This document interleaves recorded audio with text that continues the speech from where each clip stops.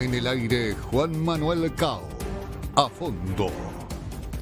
Bueno, hoy fue pospuesta la audiencia en Miami de Víctor Manuel Rocha, el diplomático acusado de espiar durante más de 40 años para Cuba. Pero, ¿por qué fue suspendida esta audiencia? ¿Hay alguna trama subterránea bajo la ya de por sí intrigante conspiración de los servicios secretos castristas? Hoy tendremos la presencia de un testigo de excepción de cómo funcionan los tenebrosos y agresivos organismos de espionaje cubano. Muy buenas noches y bienvenidos a Fondo.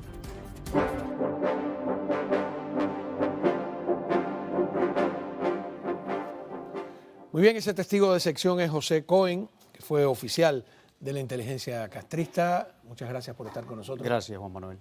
Y viene de la mano de Miguel Cosío, que es nuestro gerente general de la cadena de radio y de televisión y también periodista. Gracias, Juan. Si me permite empezar por Miguel con la pregunta que lancé al principio. ¿Por qué se pospuso esta audiencia? Bueno, hay tres posibilidades. La primera, la obvia, es que la defensa habría pedido más tiempo para revisar el caso, prepararla. La segunda es que la Fiscalía estaría acumulando más pruebas y quizás más cargos. Pero la tercera, que es la que yo me anoto y he podido investigar un poquito, es que la audiencia la fijaron, por cierto, para el 24 de enero el 24 o el 12, habría que buscar ahí, el 12 de enero del 2024.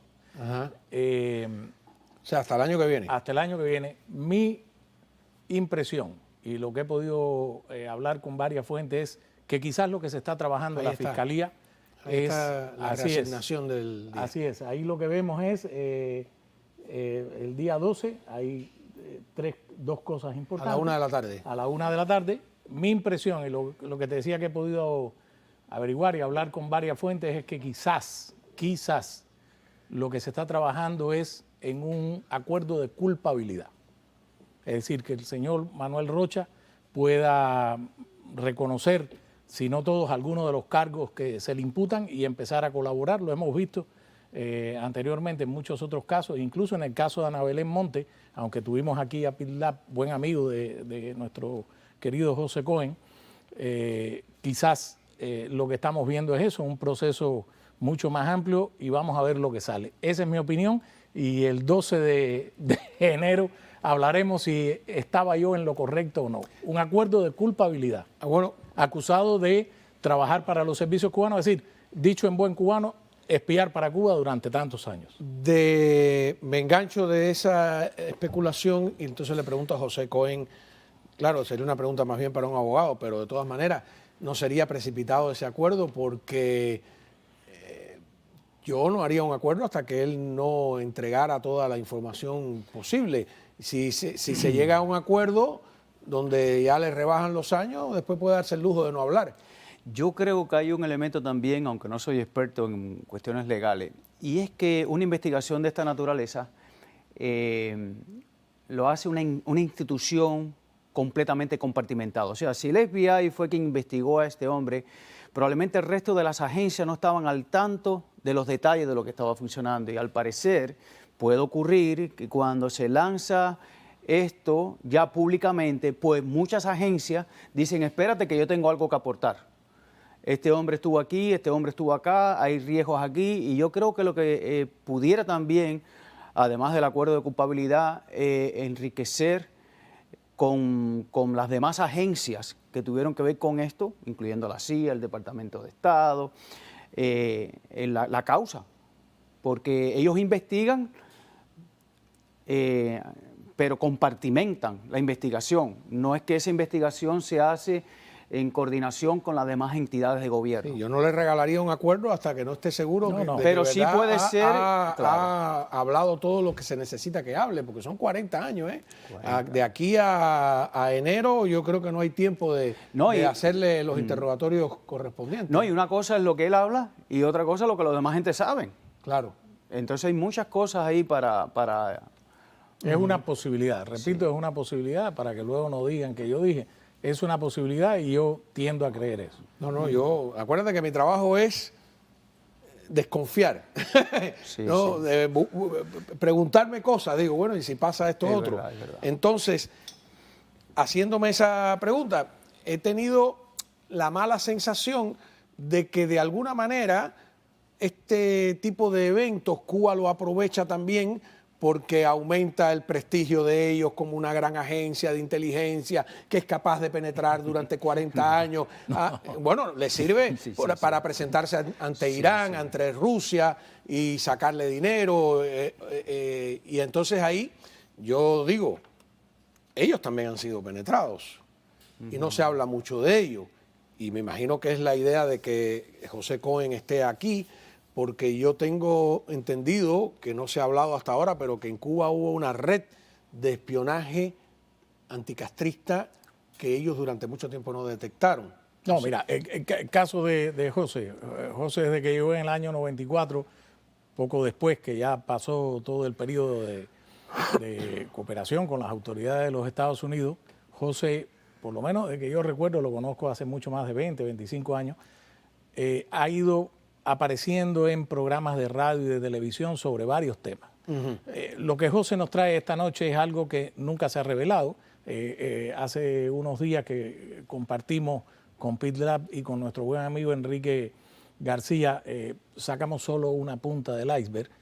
José encabezó del año 1987 al año 1994, y Cuba nunca ha hablado de esto, ni tampoco Estados Unidos, una amplia red de espionaje que él te contará. Tenía más de 20 personas, entre oficiales del Ministerio del Interior, colaboradores de la inteligencia cubana, colaboradores extranjeros, incluso agentes de la inteligencia cubana y civiles en Cuba. Esa red fue importantísima y ojalá algún día José escriba su libro y narre un poco, pero aquí te está dando la primicia hoy. A ver, entonces mi pregunta directa es, la idea de que los servicios de inteligencia cubanos o que el Ministerio del Interior es impenetrable dentro de Cuba, porque fuera se ha dado el caso de Francisco Ávila Ascuy, que pues era un doble agente, se ha dado, bueno, el caso de Enrique García, etcétera, pero ¿no es verdad que son impenetrables? No, no se produce. Porque ellos venden eso. Mira, nosotros todos vivimos en Cuba, creo que ustedes también, ¿verdad? Y todos sabemos que en Cuba ocurre una cosa que se llama, que tiene que ver con psicología además, que se llama el síndrome del condicionamiento social, así como es. Y es que hay una doble moral, o sea, está el comportamiento social para buscar la aceptación del resto y está el comportamiento privado. Pero todo el mundo sabe, todos los que hemos vivido en Cuba, desde nuestra niñez, sabemos que lo que tú dices y aceptas en Cuba en realidad es falso. Y hay un fenómeno, yo estudié matemáticas en el área de la criptología, una carrera especial, ¿ok? Y yo fui captado a estudiar matemáticas por mis notas.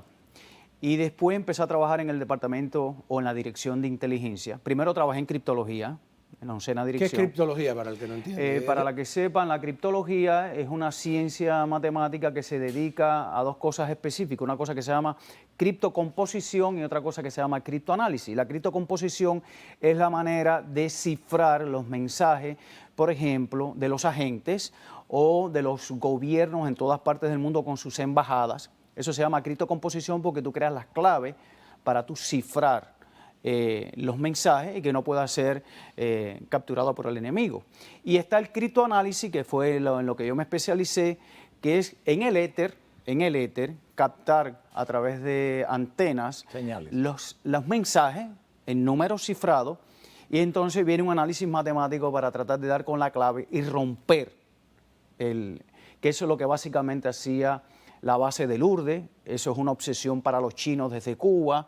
Todas estas cosas que ellos establecen allá como bases militares, la prioridad es justamente tratar de romper las comunicaciones del Departamento de Estado, el Departamento de Defensa, el gobierno de Estados Unidos, y eso fue lo que yo estudié. Eso fue lo que yo básicamente estudié, pero después trabajé y comencé a trabajar en el servicio de inteligencia.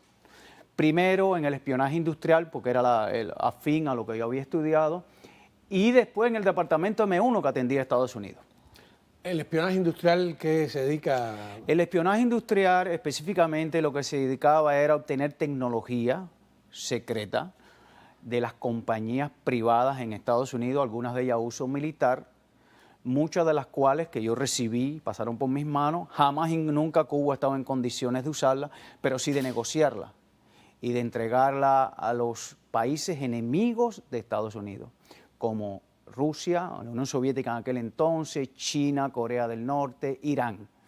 O sea que para mí Cuba, aunque vive esta doble moral y aunque todos sabemos que es falso, es muy peligroso, extremadamente peligrosa, no por la capacidad que tenga de agredir a Estados Unidos directamente, sino por la capacidad de convertirse en un trampolín para los enemigos de Estados Unidos que sí pueden hacer uso de esa información.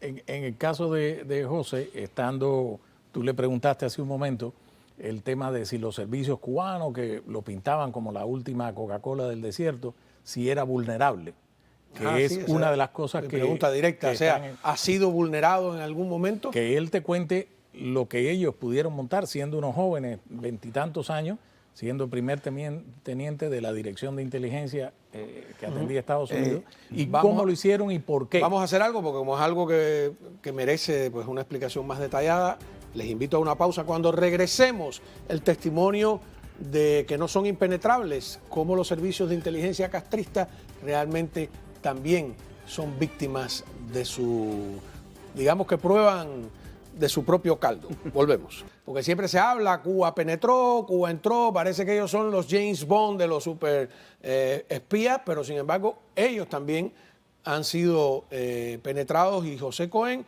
dirigió, me está diciendo, una red de espías que trabajaban para la CIA dentro de Cuba.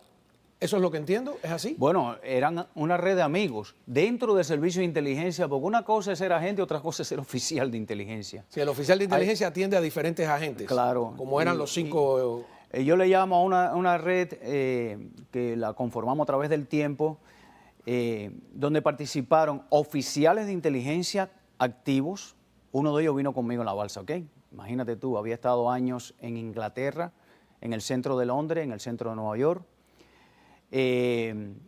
Otro, bueno, pasó años en prisión sin que le pudieran, creo que, demostrar absolutamente nada, pero bueno.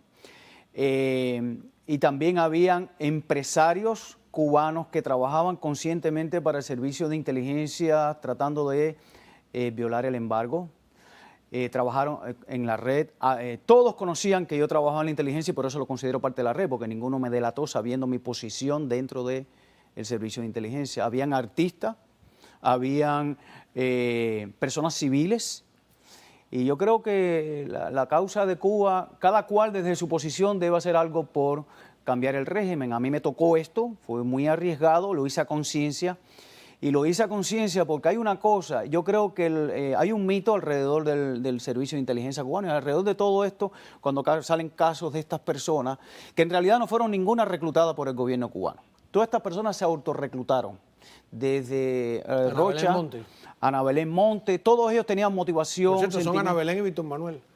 Sí, lo dijiste el otro día. Oye, ¿verdad que sí? Parecen los cantantes. Y todos los casos que yo conozco importantes, incluyendo Nila y Bill, que eran agentes de espionaje industrial, los más importantes, fue de la misma época, el romanticismo de la revolución de Fidel Castro en la década del 70, todos eran inmigrantes o de origen hispano. Bueno, Ana Belén era puertorriqueña. Todos tenían los mismos. Yo creo que si tú haces una lista de personas de esa época y tú buscas quiénes aplicaron para los diferentes lugares. Los esposos Mayers. Los esposos Mayers. Yo creo que es muy fácil al FBI seguir pistas que lleven a personas como esta. Pero en realidad, ninguno que yo conozca, de estos casos, ninguno fue reclutado. Todos fueron personas que por su propia motivación y su sentimiento anti-norteamericano usaron la figura de Fidel y la Cuba para acercarse y hacerle daño a este país. Pero volviendo al tema. Correcto. ¿Ustedes trabajaron para la CIA dentro de Cuba? Sí, yo trabajé para la CIA, entregué información para la CIA dentro de Cuba. Yo, a través de esta red, tuve variedad de información dentro del servicio de inteligencia y fuera. Y yo me acerqué voluntariamente, ¿ok? Porque yo nunca había salido de Cuba a cumplir misión. Y creamos esto, que al principio era una situación tremenda, porque ellos decían, no podemos creer que jóvenes adoctrinados dentro del sistema puedan estar haciendo esto. Sí, pero o sea, ahí está la doble moral, ¿no? Eso fue lo que yo me di cuenta, la doble moral. El síndrome de condición, ¿cómo es? Síndrome de condicionamiento social es esto. Condicionamiento social. Es esto. Una cosa es la posición de las personas socialmente dentro incluso del servicio de inteligencia, y otra cosa es su pensamiento privado. O sea, en Cuba todo el mundo sabe que todo es falso, que todo es mentira, que vivimos como, desde afuera esta gente ven como una pantomima que no saben identificar, pero nosotros que vivimos allí, entonces yo tuve la oportunidad de hablar oficial a oficial, de persona a persona. Y yo sé que corrí un riesgo, no era un día para otro, era progresivo, pero paraban descubriendo, o descubriendo no, paraban confesando la verdad. ¿Esto fue antes del caso Ochoa o después del caso Ochoa? Fue en paralelo, fue en paralelo. Porque el caso Ochoa resquebrajó la moral del Ministerio Correcto. del Interior. Ellos Sí. ya Porque estaban. las FARC le cayó encima la inteligencia, la Bueno, contrainteligencia yo de la viví todo FARC le ese fue encima. proceso, correcto. El control interno eran oficiales del Que MINFAR. respondían a Raúl. Vino Bermúdez Cutiño, lo pusieron de jefe de inteligencia, pero claro, yo hacía eso un poquitico antes, pero es verdad, tienes toda la razón. Este fenómeno de Ochoa y de Abrantes resquebrajó una cosa que fue usada también a mi favor, porque había muchos disgustos, habían oficiales de inteligencia perseguidos por los militares, pero la verdad es que nunca pudieron descubrir nada y teníamos a la contrainteligencia militar arriba de nosotros.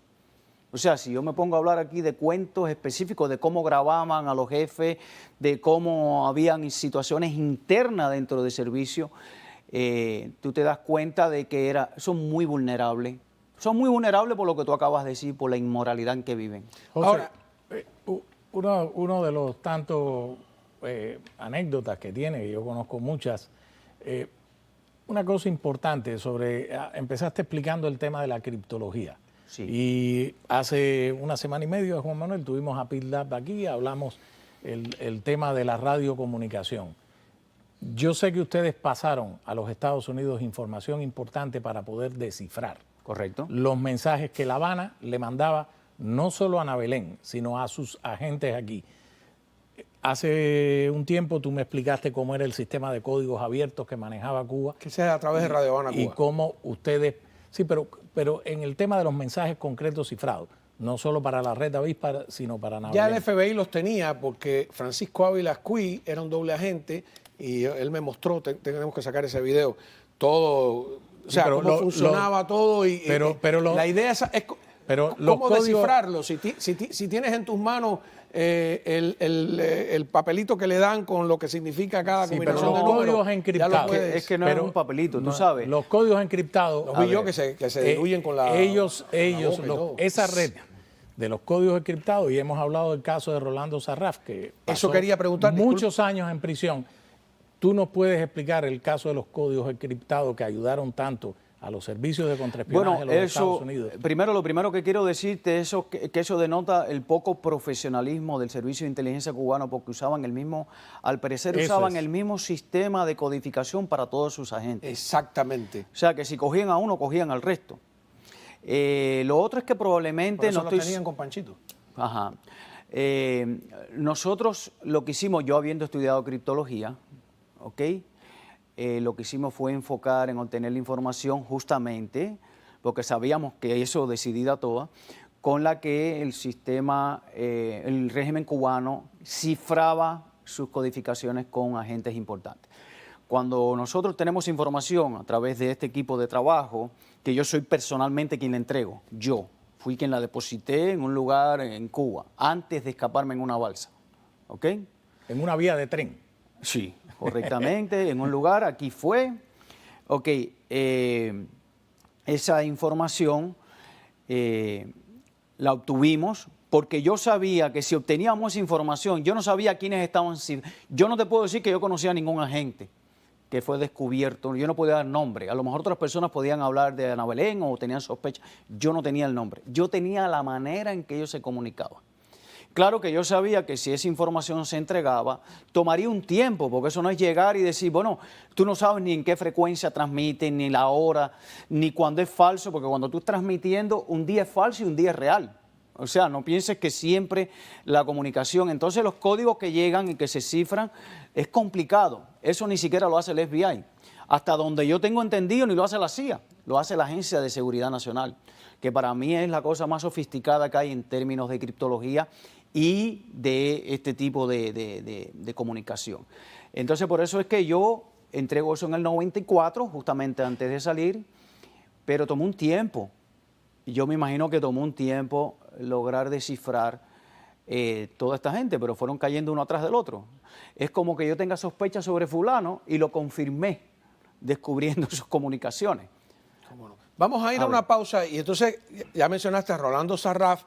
Para el público, Rolando Sarraf es el hombre que entregan a Obama a cambio de los 5 espías, que supuestamente era un especialista en criptología, pero nosotros sabemos que en realidad es graduado de periodismo. Entonces la pregunta, la pregunta clave para cuando regresemos es, ¿era Rolando Sarraf miembro de la red de Cohen en Cuba? Ya volvemos.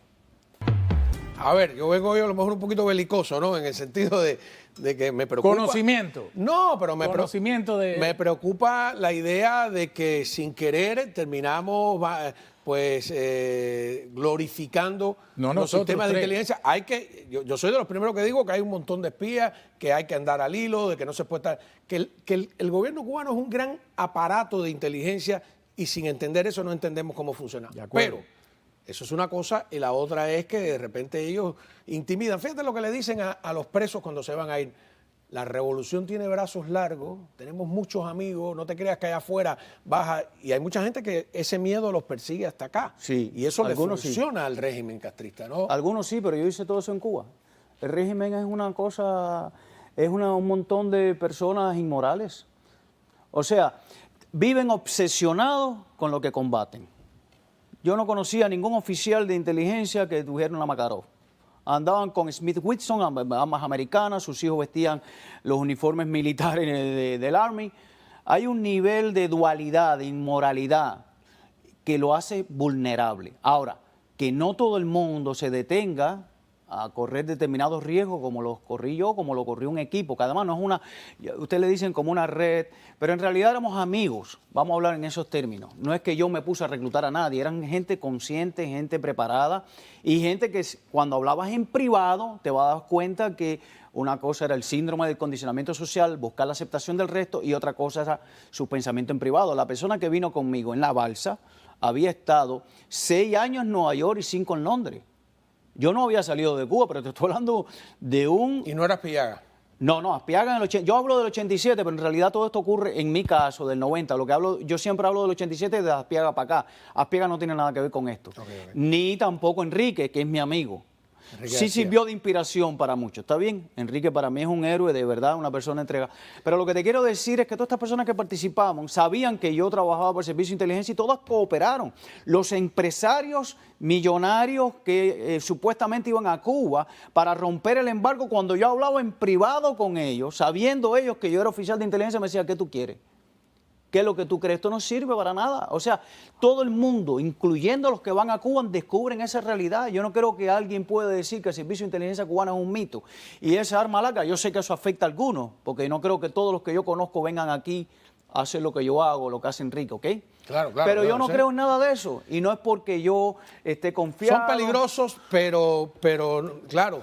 Pero de todas maneras, lo que tú dices es verdad. Fíjate la doble moral. Ninguno quiere ir de misión a Luanda. Claro. Todos quieren ir de misión a Miami, a París, a Londres. Claro. ¿No? Porque y viven obsesionados, por supuesto, son los más procapitalistas, pro-occidentales que todo con una inmoralidad impresionante, ¿no? Que ellos han tratado de glorificar a través de programas como En Silencio ha tenido que ser, Julito el Pescador, 17 instantes de una primavera, o Sector 40, etcétera. Ellos manejan eso de y todo modo, eso, ¿no? También, Juan Manuel, tu testimonio es importante por eso, ¿no? Porque pero yo quisiera hablar, Juan Manuel, una cosa importante que la gente no sabe y todo eso que hemos dicho ya está más que dicho. El caso de Rolando Sarraf. Y hay una... Que hable, yo le invito al señor Sarraf que acaba de dar la cara. Que hay una confusión. Aquí desde qué año esperando porque hay una confusión. Hable. ¿Qué tiene que ocultar? Eso, el tema es que cuando uno llega a este país... pero tú estás aquí. Sí, pero se ha hablado de Alcibiades Hidalgo, que se jugaba la vida hablando. Son dos casos porque Sarraf no habla. Son dos casos diferentes. Cuando se produce el anuncio del acercamiento, el 17 de diciembre del año 2014, que Obama anuncia el acercamiento, la política de deshielo, como se ha llamado, y hay el intercambio de Alan Gross y Rolando Sarraf por los 3 espías de la red avispa que quedaban en prisión, la gente dice, bueno, Sarraf fue la moneda de cambio. En realidad, y eso no se ha dicho mucho, la comunidad de inteligencia de los Estados Unidos, la Agencia Central de Inteligencia y otras agencias fueron los que presionaron para sacar a un hombre que había servido a los Estados Unidos y había quedado atrás. Yo eso no me lo creo, te soy sincero. Bueno, yo creo que la administración Obama necesitaba No, Juan Manuel, perdóname un que te diga. pretexto Perdóname para hacer lo que hizo. No, pero eso es otra cosa. Perdóname que te diga y te lo aclaro. Ben Rhodes, el hombre que llevó las negociaciones por parte de la administración Obama, está publicado. Yo no haga lo que El diga Ben Rhodes, le régimen creo de nada. Cuba. De No, verdad que no. pero si tú niegas eso, imagínate. No le creo nada, pero si él fue artífice de eso, que volvió la traición. Pero estamos Bueno, hablando de Rolando Sarraf. Bueno, yo no digo. Estamos hablando de yo dos no lo cosas conozco, no sé qué diferentes. hizo. No, estamos hablando de dos cosas diferentes. Rolando Sarraf, la comunidad de inteligencia de los Estados Unidos, no quiso dejar a ese hombre atrás. Y trabajó con él y para él. En esa red que ha mencionado. Con él trabajó. Y, Bueno, eso no lo había hecho, le pregunté, pero no me lo había dicho. No. A ver, vamos. Y hay una confusión en cuanto a ver a lo su que dice papel. Miguel, hay una cosa. Primero, las condiciones en que yo llegué a Estados Unidos fue en una balsa. Yo me escapé de Cuba. Y ahí fue que ellos empezaron a entender lo que había ocurrido. Acuérdate que yo estaba en Cuba y no sabían a ciencia cierta.